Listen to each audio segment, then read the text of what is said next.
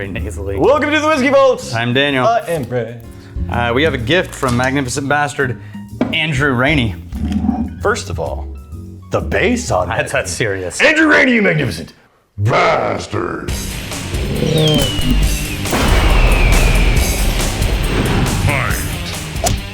Wow, it looks like there's a glass coaster. Yeah, that it's sitting on. Built into That's one of the those ones bottle. that even if the table tips, it's just Yeah. bottom heavy. It comes right back down to it. I've never seen a bottle like that. No, me either. I thought I've seen all of the bottles. No. I've not seen a bottle like Now you have, though. that. Yeah. Now I can die. This is batch one from a distillery in Peoria, Illinois, Oh. who is evidently doing all of their stuff. Yeah. And they spend almost their entire About Us page talking about the amazing history of whiskey in Peoria, Illinois. Illinois, because that's where Hiram Walker used to have a distillery. And the vast majority of the whiskey in the U.S. was made there, not Kentucky. Okay. But then it ended, you know, Prohibition and all. So that's where they are. I don't know how old this is. Editing a video this morning from this guy I know. I do favors just for Peoria, Illinois. Yeah. I know who that is, too. Good guy. He'll be here in a few weeks. This to me is wicker and boutique. Gosh, the smelly bits that are in the bowl. Potpourri. Potpourri, I think. Yeah, but also, because this is 90% corn, supposedly. Yeah. This is just a whiskey. They don't say why they don't. They also have a bourbon and a rye. They don't say why this is only whiskey. I wonder if it's used oak, but look at that color. Yeah. Right? Yeah. And anyway. it's like the raised things on the glass, and I'm like, this is a special thing there. I'm curious as to the design process. Whenever somebody does a unique bottle, I always want to know kind of the process they went through to get there. This is very different. Like from this part up, it's like, whatever. This part down, they got funky, man. And it's definitely sweet. It's leaning towards this cross section between really sweet, like maraschino fruitiness, and then like the sugary component of that. I got a dominant cherry note. Yeah. But specifically, it's the maraschino, like it's mixed with the sugar and all that. Yeah, I like it. I'm not getting any of the dusty note I typically get in a strong, heavy-handed corn. Ooh, it's dry. Oh, there it is. Sweet, but with this little tannic zing. Yeah, it does around the edges. It does just boop with the tannins. Mm-hmm. This big, thick, sweet, sugary center of sweetness, and then just right around the rim there, you're just getting, a few seconds in, you're getting like the barrel bitterness. That's 43%. Really? Yeah. Well, I would have guessed a little high 40s. I would have guessed high 40s at least. No, I would have guessed 46 probably. That's nice. 45, 46. Yeah. There's a lot of flavor to that, but you can feel it in the palate. It's and what did you say softer. the age was? I don't know. Don't know. All right. Historic distilling intended in the future. Whatever. But it's historic. BlackBand. Yes. So, I mean, there's that. Well, here's the thing, though. I'm pretty sure everything Is historic. is set to become historic someday. That's true. Yeah.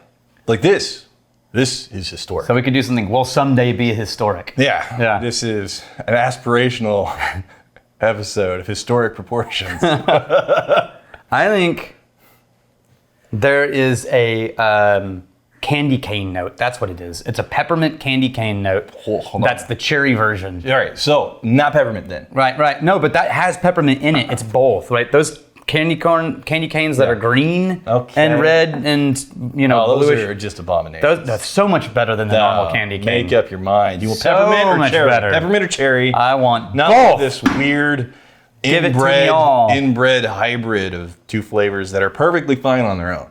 You either That's do way superior. Peppermint or cherry. Those Minted don't cherry. mix. That's not. Do you like Andy's mints? That's minted chocolate, Yeah, but do you like them? but chocolate's different than cherry. No, I know. I'm not saying it's an equivalent. I was just asking a question. I'm very suspicious of this line of questioning. It's like, you're not gonna back me into a corner. This counts, Daniel.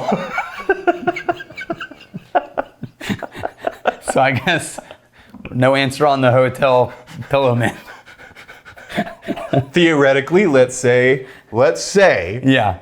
hypothetically. Yeah, at a restaurant, it comes on top of the receipt. Do you go, sure? In this general imagined world, yeah. Okay. Just wondering. just went nowhere. I wasn't going to go with that, but it's funnier to not now. Okay. And then the thing that remains after you acclimate to some of the flavors, it is that cherry note. On the nose and on the taste. That thing shows up at the beginning. That's what punched me in the face a little. It shows up at the beginning along with a few other notes kind of rimming the edges. It's still getting softer and softer then every the more you get into it, that cherry just develops more and more, and everything else just kind of relaxes a bit. I'm going to just a little bit of water while you grab questions. I'm not sure it's going to do anything other than just water it down, but...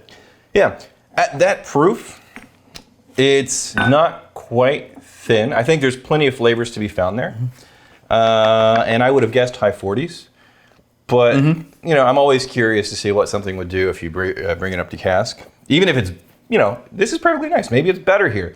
What I would be concerned about at cask is even at this relatively low proof, you do get, at that first approach, that meaningful tannin barrel bitter note around the edges that may be overwhelming at cask. So I experienced a weird emotion just then. I'm not sure what to do with it. Okay. So I looked down and found this really long hair. Wow. Like on my shirt. Right? What color was it? Well, it's dark. I don't know. I was so like, oh, what's that? Well, hold on. I've been here all of like 5 minutes. Yeah. I just walked in. Yeah. Like we haven't seen It's not you. Okay. But I was trying to think. So my mind goes, so a split second goes, where could I have gotten a really long hair stuck on my shirt? Right. And then I remembered last week. Have you not changed? No, this was in the dryer. I got this out of the dryer. Okay. Right? Like I hadn't folded clothes yet. So I grabbed the shirt out of the dryer as I was leaving this morning. Last week, my dad brought clothes over from their house and did laundry. Does he still have long hair? He does, but... Is that your mom's hair? I think it's my mom's hair. And as soon as I came to that conclusion, I was like, huh. I don't know. That's a very complex series of emotions. It's just, and it all happened. If you can rewind, you can watch my brain go through mentally this like, wait, I just can't, what is the... It's my mom and I don't want to reject my butt. Anyway. Now that it's sufficiently weird, Nathan D. Esseri. Okay, MB, a friend of mine is helping me out, and I told him I would buy him his favorite whiskey. He told me he liked cinnamon whiskey, but what's something better than Fireball that I can get this man? Get the man cinnamon whiskey. I was about to say. Yeah. Now, here's what I would do. Yeah. I would do both. If you really want to be magnificent, I would get him what he wanted, and I would get him like, I want you to try this too. You may not like it, but I want you to try it. Something that if he doesn't like, you would be okay taking it home. Yeah. And just get a reasonably accessible, budget bourbon with a little bit of that spiciness to it, like a Woodford or something that even if he didn't like it, the bottle looks cool enough that he feels like he got a fancy gift. Yeah. And that's it. Just like, hey man, here's your Fireball. So also, in the comments then, what would be a very cinnamon forward whiskey without it being the artificial cinnamon flavoring? Yeah. There's got to be more than a few. Chris Wilkinson, any of you MBs got a recommendation of any really good port cask finished whiskey? Oh yeah.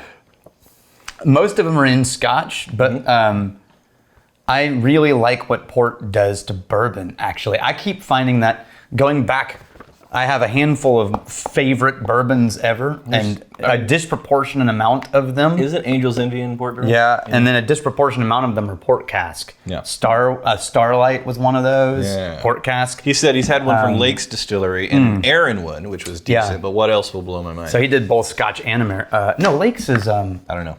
Anyway, yeah. If it's Scotch, then just keep looking for anything in a port cask. I really love the Kilchoman port cask. But I don't know how accessible that is. I like the whiskey as much as I like the bottle. Yeah. Which is, that's nice. Yeah. Okay. Here's to fighting, stealing, and drinking. If you fight me, I fight for a friend. Steal, may you steal your liver's heart. And if you drink, may you drink with us.